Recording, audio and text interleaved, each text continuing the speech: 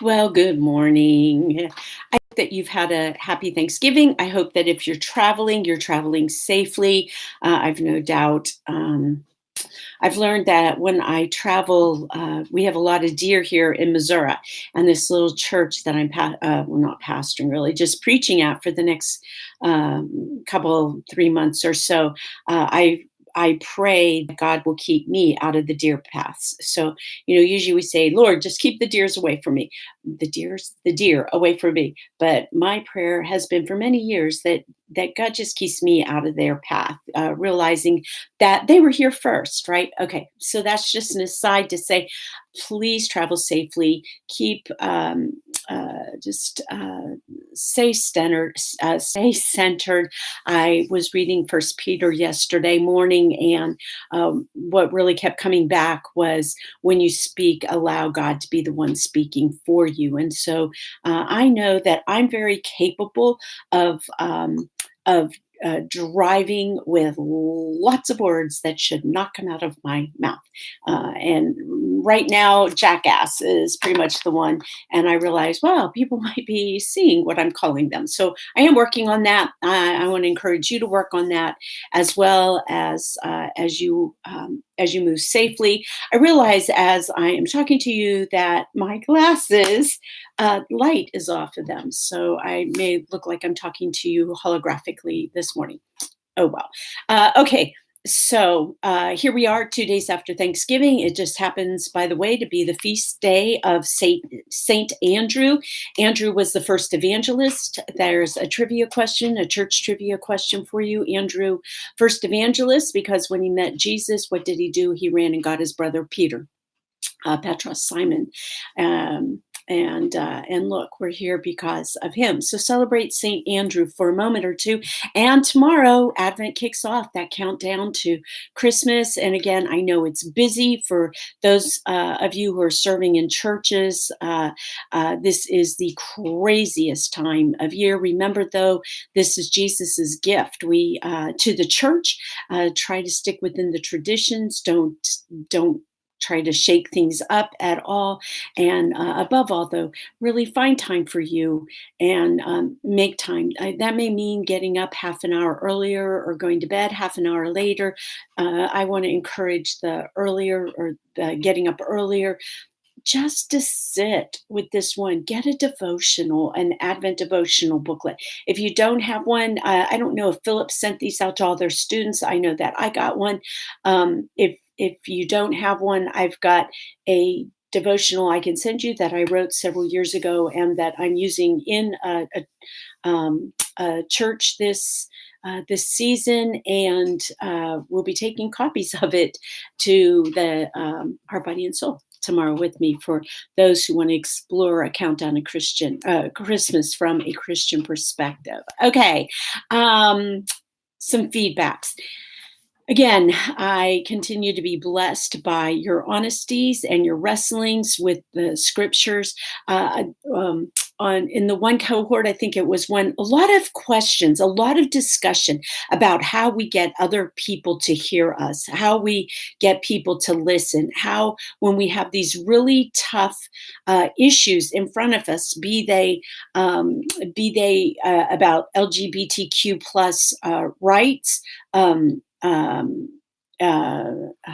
More than just rights. I mean, about core spirit, soul, be it about politics. Oh my goodness, any amount of things. This is what I've learned. You have to have permission to speak truth into people's lives. And what you want to have are conversations. Again, I may have told you this story before. Again, apologies if I'm repeating. Skip ahead a minute or so, 45 seconds or so. Excuse me. My son was in high school, and he can slam doors, or at least he could slam doors very, very well. And so we lived in a split level house. And I remember this so distinctly. I don't remember what we were arguing about, but he was going down the stairs and I'm at the top of the stairs. And, it's only 6 stairs or so down to the landing. And as he's going down the stairs, I'm just yelling at him as he's been yelled to me. And he's down there, and I'm yelling, yelling, yelling, yelling, yelling. And he gets to the landing and he turns around. And again, I don't know what he said to me, because what I heard so loudly was the Holy Spirit say to me, "Do you want to have the last word, or do you want to have a conversation?" And from that day on, I have worked very hard. And my gosh, that was 13 years ago. No, it would have been longer than that, 15 years ago or so. Um, and again, I worked very hard to try to set up a conversation. I am so good at being able to shut people down. I can go mama on you, and just say, I won't say this is the last word, but I can set it up so that there's no room for conversation. That is a very easy, unfortunately inherent, natural way for me to speak and to do, but it's not who I want to be and not what I want to do. I want to be able to have conversation. If I want you to see something my way, if I want you to come along, if I want you to grow, I'm going to figure out ways that we can talk, realizing that that conversation is going to go a long, long way. So think about that we don't have a conversation in one setting. And this is a place where you might even be strategic if you're in leadership in a congregation. How can we have these conversations in ways that start long before the conversation has been had? I cannot advocate enough for playing games. It's in my book, Top 10 Ways. There's a whole section on game playing. And the reason for playing games in transitional pieces. Remember, we're not just talking about transitioning churches. We're talking about transitioning people's minds, transitioning the way people think. And so you play games because games hit stressors, right? There's that competitive edge to us. And if we're not competitive, then even more there's that edge to us, because we're not competitive and yet we're in this competitive setting. Anyways, we learn how to have to deal with one another. We learn our stress levels go up. And so we learn that we can be in a positive situation even though our body is feeling stressed. Does that make sense? Our body feels stress, but yet we're in a positive place. And so we can begin to subconsciously, you can see how there's this bridge over there. So now I'm in an uncomfortable place, but I can somehow, there can be a positive set to that. It takes a little while, but it's possible. Another piece with games is, again, I love doing this. Have a game night, or a game afternoon, a game after church, whatever that is, and set up lots of games. I know I've said this uh, uh, recently, because you use just fun children's games, games that people used to play when they were kids. Candyland, Trouble, uh, Mousetrap. I'm just thinking Mousetrap. Operation could be one, but you have to have a facilitator, and you play the games in about 7 or 8 minutes, 5, 7 or 8 minutes, and you can change up that timing. But you need, well, 5 minutes is too soon. 7, 8, 10 minutes. You ring a bell, buzz a buzzer, and everybody has to switch games except for one person. One person gets to stay at the game, because when the next people come to play the game, that one person has to explain both the rules and where you are in the game. You don't start over. The game picks up where the last players were. So you've really got to make sure that you've got enough games to have enough people, and that you're switching off at just the right numbers, right? Could be interesting. You show up and you have 4 players, now you have 3. Although if you were to do that, okay, you can figure it out. Anyways, you play the games, you bring the bing, everybody moves. Now you have people learning. They have to speak the rules. And part of the rules of playing this game is nobody gets to stay in the same place more than 2 times. So the person who communicated the game, the rules, where you were, they don't get to stay at that game. They have to move. You want to see people get uncomfortable, you're going to get it. But people are learning how to explain where you are. They're getting to explain rules. They're learning to talk, to do explanations. They're out of their comfort zone, and yet they're having fun because you're going to see some intensity, but you're going to hear laughter, and laughter's infectious. So think about those kind of pieces, and you're going to have to do those for a while to be able to have more of those serious conversations. You can bring in speakers, and I know a lot of you are doing that. Those will be received in different ways. So be laying some groundwork. This mentoring discipleship stuff that can be so subversive, so subconscious, that doesn't look like mentoring, and yet it's part of your strategies. Okay. um, to fractals. All right. Good thinking. Let me toss this out for you in thinking about discipleship learning. We're going to replace Christian education with discipleship. I heard in your posts, I hear this all the time. It's about children, youth, adults. We don't have enough children. We don't have this. That's okay. Start small. But here's how I want you to think, or to think about thinking a discipleship fractal. You remember in your fractal, you have the four sections, right? So in there, have a children's section and a youth section. No, no, let me do this differently. In your fractal, you're going to have a pre-Christian, Christian, disciple, missionary. Okay, missionary again is someone who's living out their faith where they are. Disciples are going deeper. Christians are growing in their own way, right? Okay, in each one of those fractals, right? In a fractal, fractals fractal off.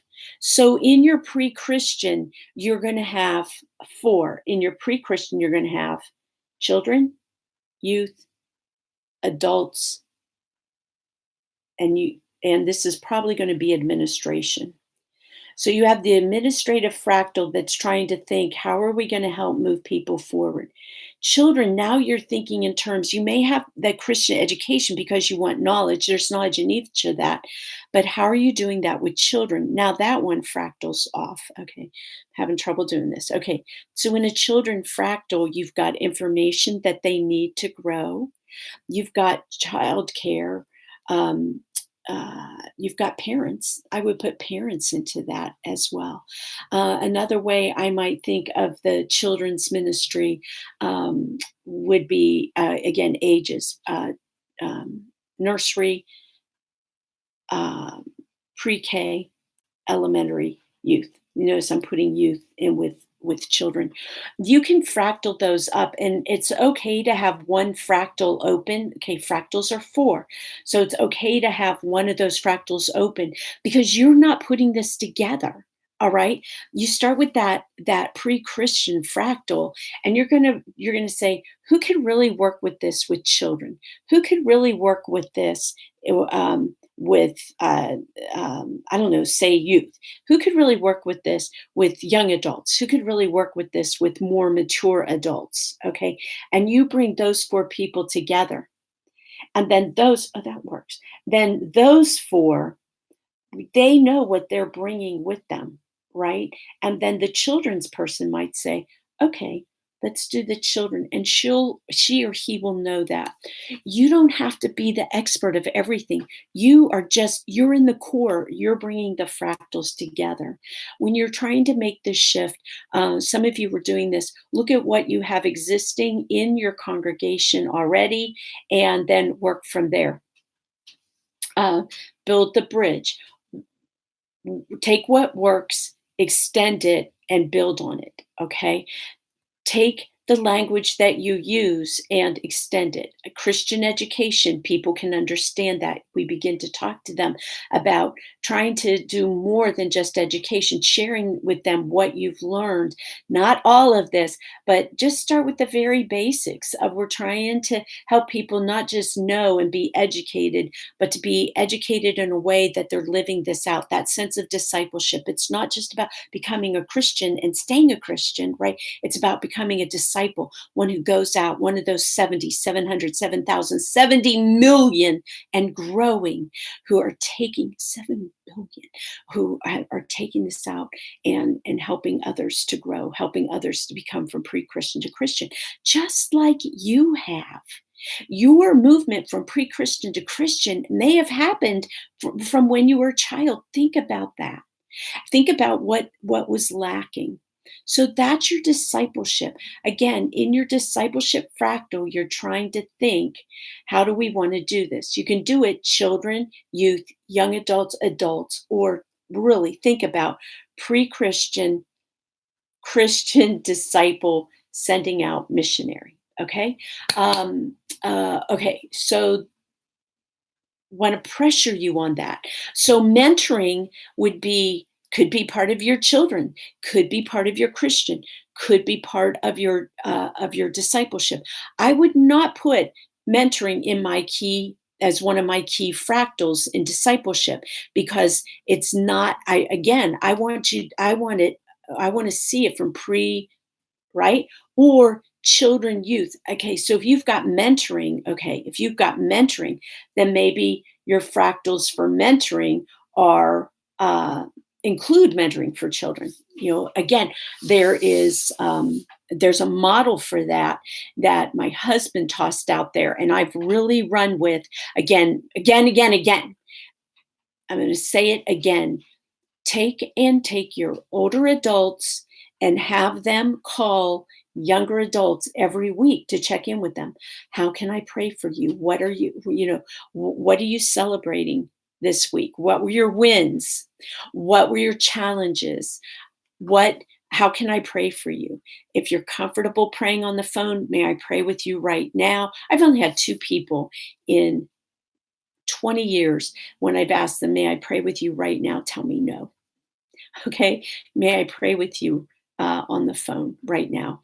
Pray with them. Now, you have your one person that you're connected with, and now that young person is connected with a youth, and then they do the same thing with the youth, and then you do the same thing with the youth have a child that they do. This is not getting together. It may be between your adults and your young adults and your older adults, okay, but not your young adults and your youth. And if so, then it's got to be really a controlled public, in a public, and youth with children, same kind of thing. Um, you see them at church and you're checking in at church, but do you see what you're doing? You're creating that link.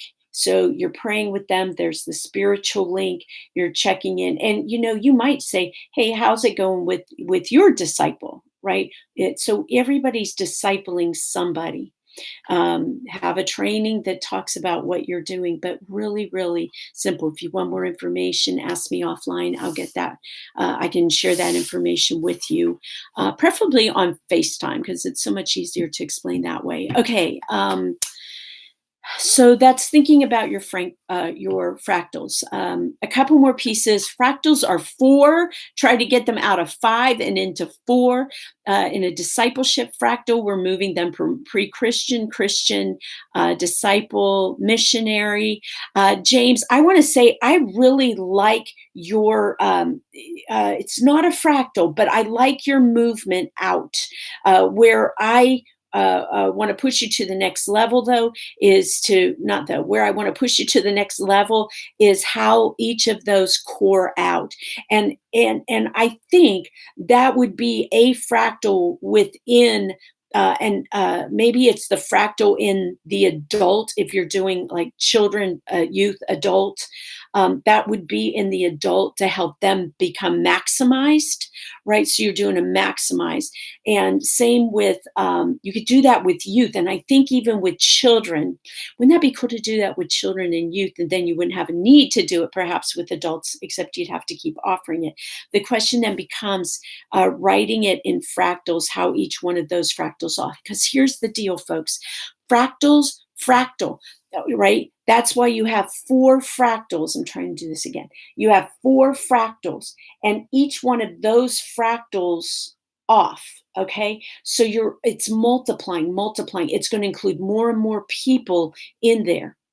All right. And some of those people will move, say, from children's ministry to adult ministry or to missionary ministry. Okay. They're not always going to be locked into that.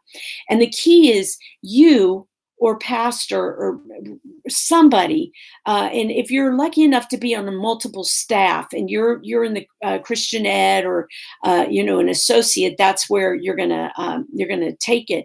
But if you're a senior pastor, you want to get your four core people really moving in those directions. And actually, if you're serving as the lead or senior, what you want to do is have discipleship as one of your fractals. Worship should be one of them. Um, uh, Yes, sorry. Worship should be one of them. Discipleship should be another one. Ministry, that's ministry within. So there's your encouragement you can have in there.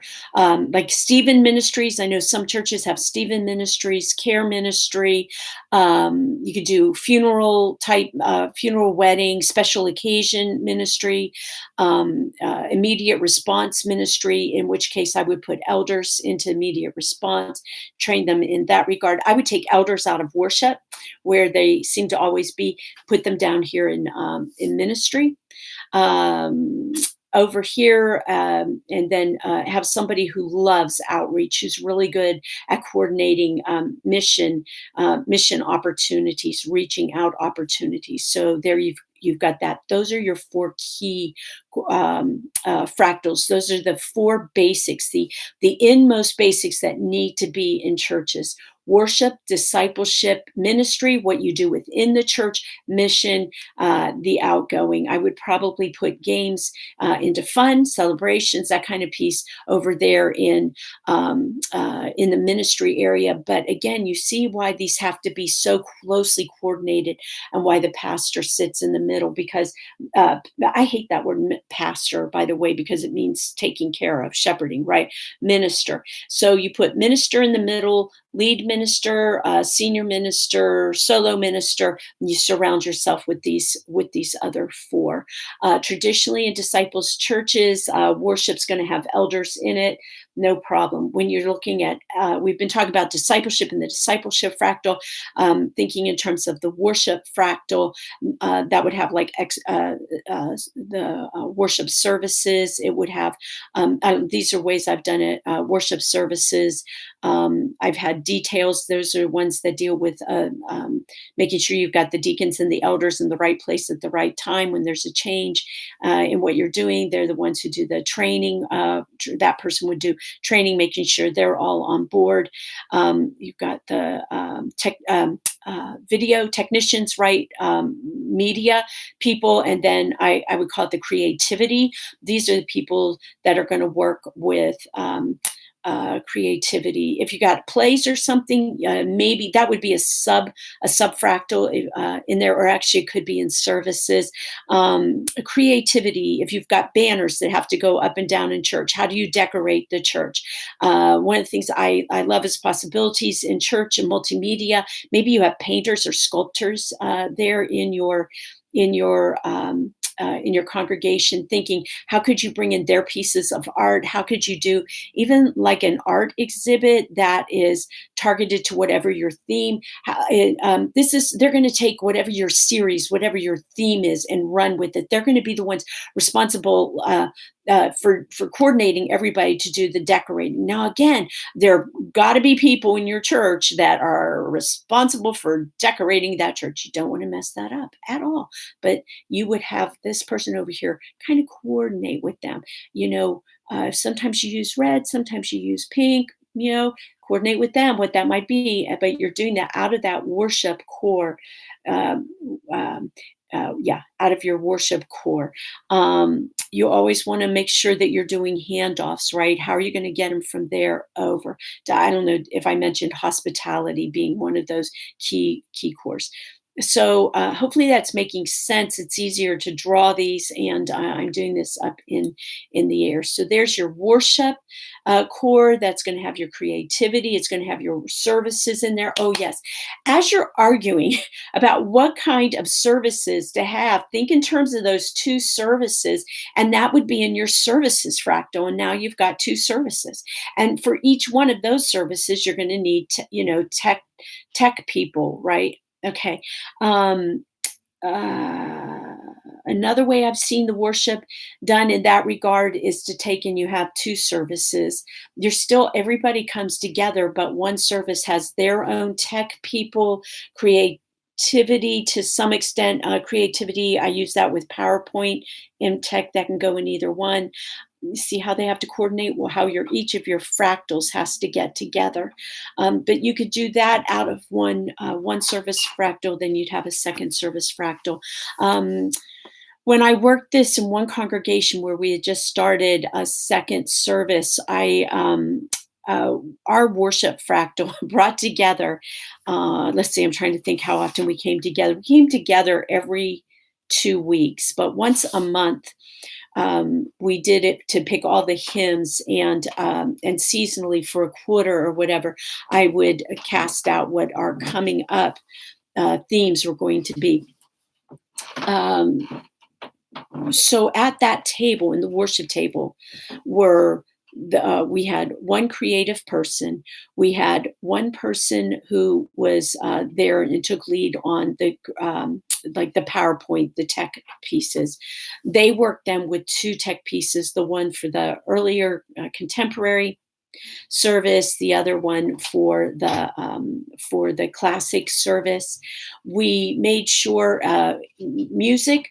We had the person who was leading up uh, that our earlier service, our contemporary service, and so they brought thoughts about the more contemporary music, but then we also had our people who from our older, our established, our classic service, who brought thoughts about music. And quite honestly, when we chose music, we would have the themes. Then we would say, okay, what do we want to do? And we'd have hymnals, and we'd just flash the hymnals, and we'd come up with ideas for each week. And so then we were seeing multi generations coming together and picking songs so that everybody was being represented. It was in that our choir master was part of that, and so she was also having input. So she wasn't your choir leader is not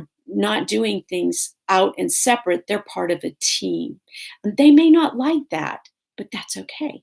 You work as a team. And if you're moving forward, if they can't go along and they threaten to leave, first, if they threaten to leave, bye. We don't pander to threats. Okay, so threats hold us hostage. We do not negotiate with hostages. You want to go, bye. Give them grace. Are you really sure that's what you want to do? Go and pray about that. And if you understand that that's what you really are supposed to do, then we'll receive your resignation. Pure and simple. Now, if they're going to make a threat, they'll probably go and get the choir all around. You can't talk out beyond that. It's merely to say to people, whatever you've heard, you have to remember, whatever we hear is always one person's side. We're not privy to talk about anything that has to do with staff one way or another. And if you talk one way or another about anything about your staff or your leadership, then you need to change that up. We do not gossip. We do not talk about how people are, how they are doing, because if we do that just about the good things in their lives, then people figure, well, if you're not telling me, then it must be about bad things in their lives. Okay, so there's your conflict intervention tip of the day. So again, if you have more questions, you may want to write me or call me to do those specifically, given the time the day that it's Christmas, Christmas or not Christmas, well, almost Christmas, that Advent is tomorrow, and that we're trying to get settled back in after Thanksgiving. So don't be afraid to email me off topic, and we can make arrangements for a time when we can talk. All right, there it is. I have rambled, and for half an hour, I'm going to give you back the rest of your day.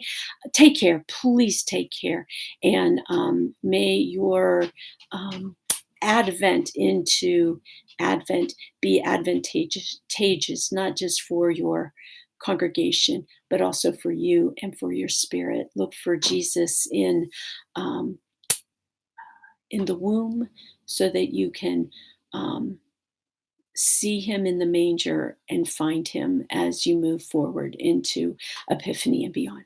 All right, take care. See you next week. Bye bye.